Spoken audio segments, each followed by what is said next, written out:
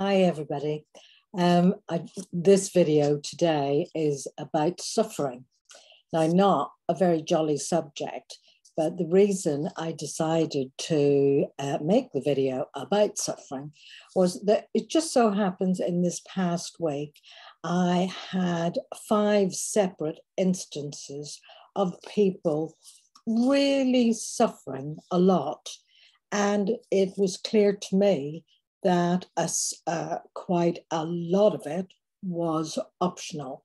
It wasn't necessary, but to them it was very real and very deep and really, really not good.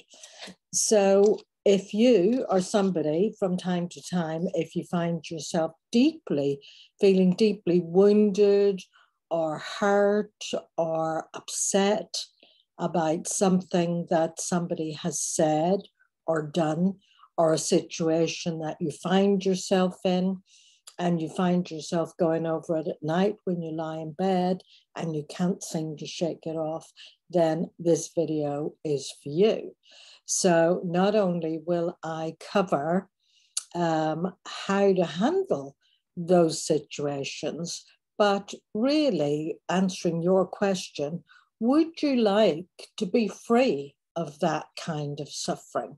You know, the sort that you just can't shake it off. It's like a piece of chewing gum. No matter how you try to get rid of it, it sticks to another finger and you cannot shake it off.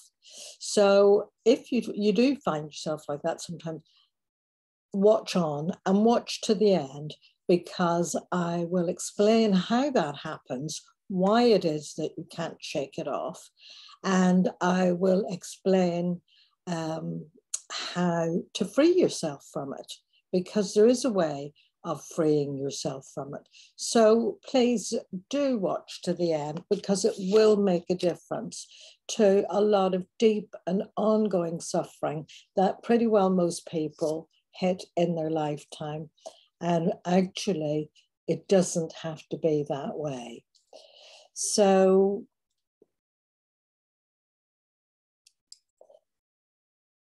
just to illustrate what it is that I'm talking about, as I say, this last week, I had 5 instances of this happening, and I am going to go through them to give you examples of what it is that I'm talking about, and most of you will identify with some of it. So the first one would have been, it was a group coaching session that I was doing online last Sunday, and one of the women in the group was talking about the deep level of hurt and what she described as jealousy about her ex-partner, mainly because her adult children, so now this woman, Connie, we'll call her Connie. Connie had 2 adult children and several grandchildren. And as far as she could see, her perception was that they spent a lot of time with her ex-husband, far more than they tended to spend with her. They gave him preferential treatment to what they gave her. And she was absolutely incensed about it, because really, he had been and still was an ongoing alcoholic who created a lot of disruption in the family and continued to do so. And it just did not seem okay that he seemed to be getting preferential treatment. Anyway, she was absolutely consumed by it, and it was really getting in the way of her relationship with these adult sons, and she was reacting to what she was perceiving was going on. So I'll come back to how we resolved that, because it had all the potential of wrecking her relationship with these 2 sons and consequently with her grandchildren. But I'll come back to that in a minute. The second incident was about Tuesday. And it was a very successful businessman who, in his 50s, does very well, but periodically he gets consumed with these feelings, and he cannot shake them off, and they just go over and over and over and play on his mind, and he feels terrible. And the scenario that was running for him was that someone in a peer group had sent him a letter from the solicitor, implying that my client had taken a business idea of his. Now, my client had sought legal advice and had got it all cleared that that was not the case and there wasn't actually an issue. What he was connecting with me about was the terrible feelings that he had, like he had done something terribly wrong, and he felt so guilty and so bad, when actually he knew he hadn't done anything wrong and it was perfectly okay, but he could not get rid of the feeling. So we'll call him George. So that was George. So then on Wednesday, I had a young couple that we'll call Roger and Sheila. And now Roger and Sheila, they're a great match for each other. They get along fine. They have two beautiful children and they love each other very much. And they have what could almost be seen as an idyllic relationship. But periodically they get stuck in really seeing a lot of nastiness and horribleness in each other. She sees him as being cold and distant and uncaring, and he sees her as smothering and controlling. And that when they get like that, they can't bear each other, and it really, really upsets and hurts them. So that was Roger and Sheila. Then there's another young couple that they are not my clients, but I know them. We'll call them Ollie and Laura. And Ollie has reason to be away from home periodically. And, you know, they get along fine and they love each other and they're just creating a new home together and everything in their future seems wonderful. But when he goes away, he gets into a state where he is convinced that she doesn't care about him, that she doesn't love him, that she doesn't desire him, she doesn't want him. And he is beside himself, and it becomes so strong. And, you know, he inundates her with messages and emails that are deeply distressing to her because she bends herself out of shape to show him how much she loves and cares and wants him. And it just does not land. So that's Roger. No, that's Ollie and Laura. And then finally, there's Joan, who is someone whom I know. And she has been involved in a neighborhood dispute for nearly 2 years. And it has got very, very nasty at times. And speaking to her just this weekend, I could see the level of suffering that this ongoing situation was creating for her. And she just could not detach from it. She couldn't get away from it. And, you know, on the face of it, it seemed like, well, it was right in her face all the time. But the feelings that she had about it were so strong. She just was not able to really regulate them in a way. And it was really getting to her. And, you know, to the point she was starting to feel ill with it. So now that's 5 scenarios that have come to me just this week. In any given week, I could give you another 5 or more scenarios. These are typical people who suffer deeply. So let's go back and hear how we resolved those situations. So going back to Connie, while I was listening to Connie and tuned into the depth of her pain and hurt at the thought that her 2 sons were giving her ex-husband preferential treatment over her, because actually she's the sort of woman who normally would not be bothered if they got along well with her ex-husband, and she'd be glad for them that they were getting along well. And her feelings were over the top. Now, one of the clues that the suffering that you're suffering is rooted in your childhood, the presenting past, the past that keeps intruding into your present. One of the clues that that is what's happening and not exactly what's going on in front of you. You know, what's going on in front of you, you might not like it, but you can manage it and you can shake it off. But when you can't shake it off and get away from it, it indicates that this is an old scenario that is getting played out and acted out. So when I was listening to her and I could hear her describing herself as jealous, and I knew she wasn't that sort of woman. And she wasn't at all petty, and she wasn't petty. But I just saw a little girl who was feeling abandoned and rejected and neglected.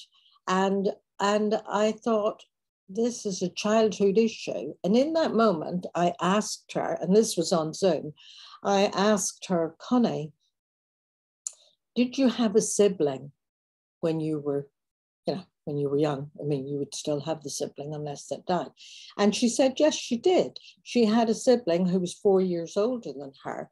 And her sibling had a childhood disability that involved her being suddenly taken to hospital and staying in hospital, which meant her parents had to periodically leave my client with other people suddenly and unexpectedly, so they could go to the hospital with her sibling.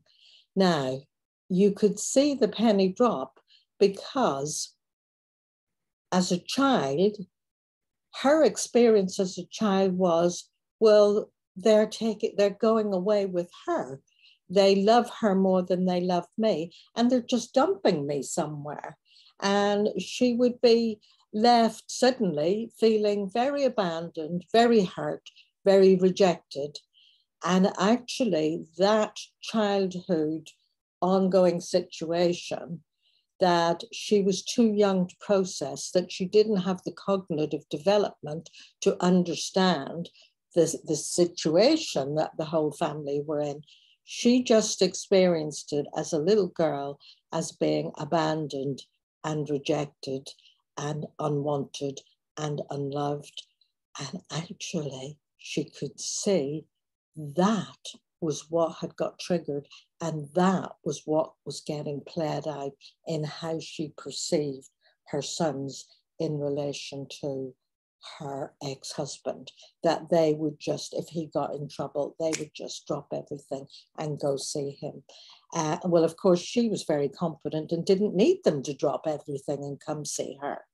But anyway, when she realized that that old childhood scenario was compounding what otherwise would have been just an irritating or petty situation, all that deep hurt and wounding and suffering, she was able to let go of it.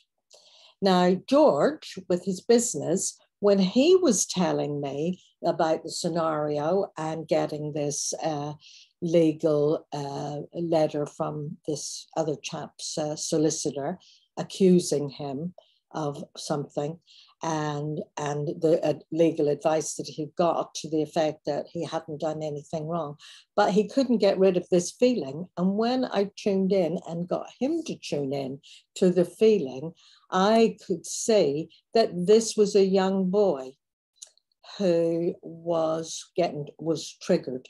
And when I asked him to stay with the feeling, go back to his earliest recollection of feeling a similar feeling, he went back to a time when He was actually being involved as a boy in a sexual activity, and his mother caught him. And he was deeply embarrassed and ashamed that he was perceived to be doing something really wrong and bad, when actually he didn't think he was doing anything really wrong or bad.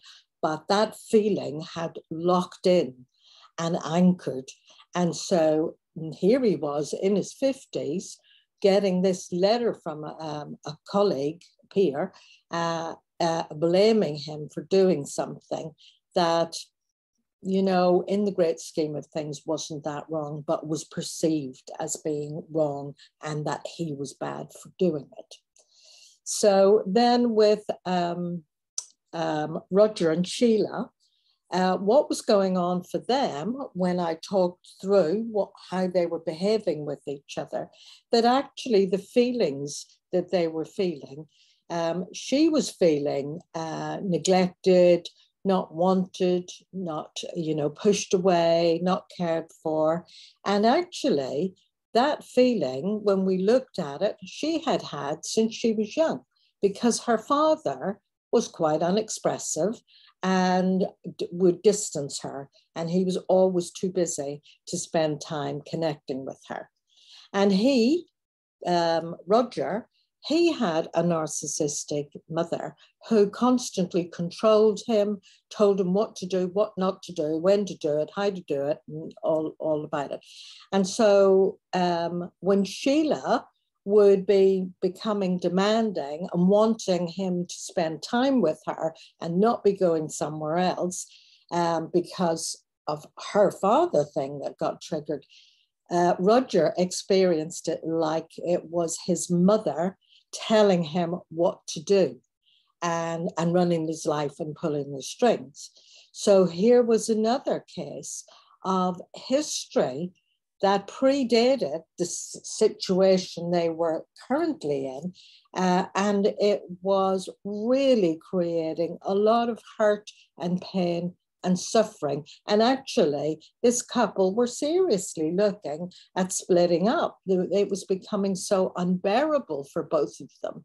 And that was a whole family that was going to get broken up because of these old feelings that were triggered. Now, finally, no, not finally, with Joan, her neighborhood dispute, when I listened to her, and to be fair, she had been in a really difficult situation with this neighbor who was behaving really badly and provocatively. But the amount of feeling and hurt and pain that she was in, and the inability to be able to stand outside it and detach from it and let it go, it was really all-consuming, and it was actually getting in the way of her being able to resolve the dispute. But when I tuned into her and I listened to her and I said, Joan, tune into the feeling. What is the feeling? And she became very moved, as did Connie, as did the others. She became very moved, and she said, it just feels so unjust. It's just so unjust. And allowing her to go into the feelings of injustice and getting her to stay with those feelings and not go back into her head or her hurt or her anger, but just that feeling. And asking her, Joan, what's your earliest recollection of feeling that sense of injustice? And she went right back to when she was at primary school. Her mother was a very needy person, and her mother Joan had several sisters and brothers, but the girls' mother would often want one of them to stay home to help her with the housework, and, you know, just to look after there and have somebody to be there. And my friend Joan really, really loved school and loved to be at school, but her mother insisted on one or other of the sisters, and she knew that her sister really, really wanted to do a particular lessons at school. And so Joan would offer to stay home, although that was what she absolutely didn't want. And when she would go back to school, she would be in trouble with the teachers for not being at school. And in those days, what was called the school board, which was the educational welfare officer, the person who in those days would tell you off, and you'd be in trouble for not being at school. And they would be very stern and very strict, and they would really give Joan a hard time. And of course, it felt so unjust to her that she was getting in trouble and getting told off for doing something that she really, really didn't want to do. And it was so unfair because, you know, it was, none of it was what she wanted. And she felt so hurt and frustrated because nobody would believe her, and she didn't feel able to tell the truth. She didn't have the personal resources to tell the truth, and people wouldn't believe her anyway. So that feeling kept getting activated and triggered in this neighborhood dispute, because this neighbor was doing all kinds of provocative things with her, and then was presenting himself as the victim to police or mediators or different people. And it was so unjust and so unfair. And so she finished up feeling very, very powerless in the situation. And, you know, the people who were there to help her to resolve it, you know, they didn't see the truth of the situation. And that really, really troubled her. Now, as far as the young couple are concerned that I know, Ollie and Laura, when he's away, he gets very, very needy. Now, they're not my clients, but I just happen to know that when Ollie was young, his parents separated when he was about 3, and father carried on to remarry and have a young family. And he, Ollie, really, really wanted to be part of that family. He really wanted his dad to want him, and he wanted to be wanted by his dad. And so he pushed and pushed and pushed so that he could go live with his dad. And he did go live with his dad. But it seemed to him as a child that his dad had more time for these stepchildren or new children that they had in that family, and that the father preferred them over Ollie. And he missed his mum at the same time. So he really wanted his dad to want him, and he really wanted his mum to want him. Now, the fact that his mum didn't come and say, I really want you back home, or the fact that his mum didn't say, oh, I wish you weren't there, I wish you were living with me. His mum didn't say, I want you back with me. Now, his mum didn't do that because she wouldn't disclose how she was feeling, because she didn't want Ollie to feel bad. She didn't want Ollie to feel pulled in different ways. And so the little boy that he was, who felt unwanted at dad's, and that was a choice that he made, and he just didn't have the cognitive development to articulate these two opposing feelings, to be with mum and be with dad. He wanted both of his parents. And but what keeps getting activated in the here and now when he's away from his wife is, I want you to want me. Now, Laura is not going on and saying, I don't want you to be away, because he has to be away with his job. And she, like his mother when he was young, is not saying that because she doesn't want to make him being away, doesn't want to make it feel worse. So my point in all of this, and I hope you get it, is that a lot of our history and painful scenarios from when we were young that we didn't have the personal resources to resolve, they get triggered and they present in the here and now.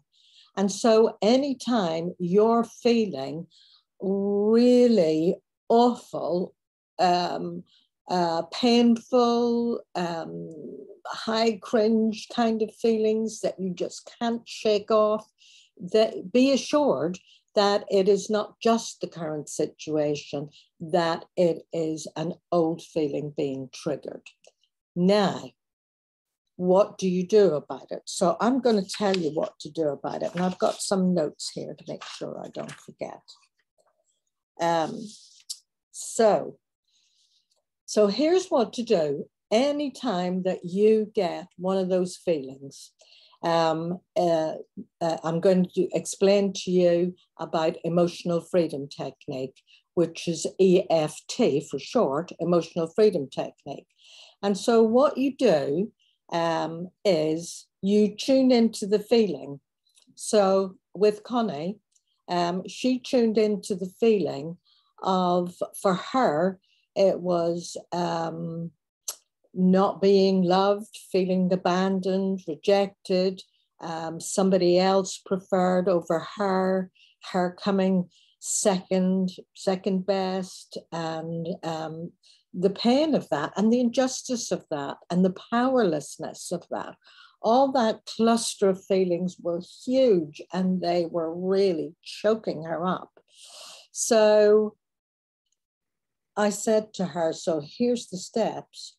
Connie, tune into that feeling. So you tune into the feeling. Notice whereabouts in your body you feel the pain and that discomfort or that cluster of feeling. So it was down the center, but mostly around her chest and her heart and her throat.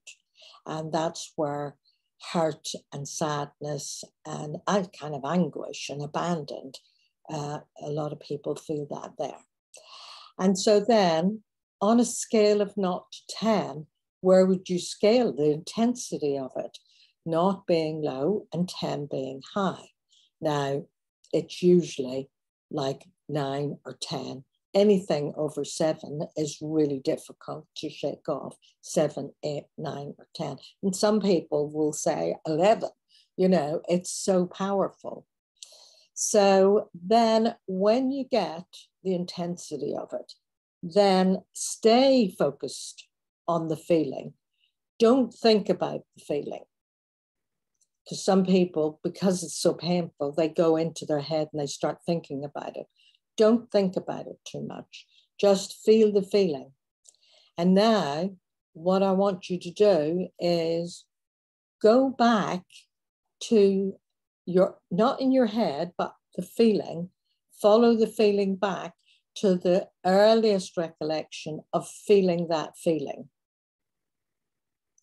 So staying tuned into the feeling wherever it is in your body on a scale of 8, 9, 10, noticing how strong it is, and allow the feeling to take you back to the earliest recollection you have of feeling that feeling or a similar feeling. So just staying with it and allow that to come to you. You don't have to remember it. You just allow it to come back. And when it comes back to you, like for Connie, she remembered, oh, yes, I had a disabled sister. Oh, I haven't thought about that for ages, decades. And George remembered being caught by his mother behaving what she considered inappropriately. You know, he hadn't thought about that for decades either. So these are old things that go back usually to when you're at primary school, I would say. Mostly, and you know, people who feel abandoned a lot, it often is that when they were born, if they had to go in an incubator, that little infant fresh into the world being put in an incubator feels abandoned, that its whole world has disappeared. The beat of its mother's heart, the sound of her voice, you know, the warmth, the containment, the safety, and suddenly it feels like it's in oblivion. Those feelings are very powerful, and they get activated when we feel that we've been abandoned in some way. So when the old scenario comes to you, and it may really surprise you, like all these scenarios surprise these people, you sit with it, sit with the old scenario, and just notice. Don't think too hard about it. Just notice what the feelings were. Notice what was happening, who was there, what was going on amongst them. How did you experience what was happening, and how did you interpret it? Because young children who don't have the cognitive ability to understand the situations that they're in and why decisions are being made how they are, little children just interpret everything as being about them. And it is usually something like, I'm unlovable, I'm bad, or I'm wrong, I'm not good enough, I'm not lovable enough, I'm not enough, I'm guilty. And often they will feel like, I am something bad, I am wrong. Not even that I've done something wrong. They will take it onto themselves, and that makes them feel shame. That like they are flawed in some way. So when you get back to that, so in those scenarios, when you're very young, you form beliefs, those beliefs that I've just outlined. So which one did you form about yourself in your scenario? Write it all down. But here's how to clear it so it won't keep coming back. So let's take Connie's scenario. So I'm going to show you how to tap, and I've done other videos on here about EFT and tapping, but if you just follow what I'm going to do now, you'll be able to do it too, or go find my other video on EFT. So this works on the same basis as acupuncture. It works on energy points on meridians, that energy getting locked in the form of emotions in our energy body. So I'm going to just show you the points. There's a point here that's generally known as the karate chop point. Most of you will be familiar with that. So if you're right-handed, use the two fingers of your right hand, vice versa, if it's the other way around, and tap on with the tips of the two fingers, tap on the karate chop point, which is just there, the middle of the side of your hand. Not up here. Some people do up here. I don't know why they do that when I say quite clearly tap on your hand. But so I'm just showing you now, tap on your hand, the karate chop point in the middle of your hand. So here's what Connie would do. Even though I feel so abandoned, I still deeply and completely love and accept myself just as I am. Even though I feel all these feelings of being abandoned, of being rejected, of being not good enough, and I feel so jealous, but I still deeply and completely love and accept myself just as I am. Even though I have all these horrible, overwhelming feelings, feeling overwhelmed, feeling powerless, feeling stuck, feeling not enough, but I still deeply and completely love and accept myself just as I am. Top of the head, all these feelings of being abandoned and rejected and not enough. Inside the eyebrows, feeling rejected and abandoned and not enough, feeling rejected and abandoned and not enough, feeling really jealous, feeling powerless, feeling helpless, feeling so hurt, feeling so less than, feeling all of these feelings of being rejected, of being abandoned, of being hurt, of feeling jealous, of not good enough, that my parents prefer her to me, and that my sons prefer their father to me, and these feelings of being not up to scratch. And it's so unjust and it's so unfair, and I feel so powerless and so hurt. But you know, I was just a little child when that was happening. That was then, and this is now. It's not happening now. It's just old feelings that are getting reactivated. And you know, it's time to let those old feelings go. And it's safe to let those old feelings go. And it's not true that I wasn't wanted and that I wasn't loved. That wasn't true. It was never true. And I was always okay. I was always okay. I was just a little girl and I didn't understand. And I felt so unloved. And I forgive myself for not understanding, because that was then and this is now. And I understand now. And I release and let go all those old feelings of being rejected and abandoned and feeling jealous of my sister. I release and let all these thoughts, all these feelings, and all these beliefs, and all of my behaviors, I release and let them go.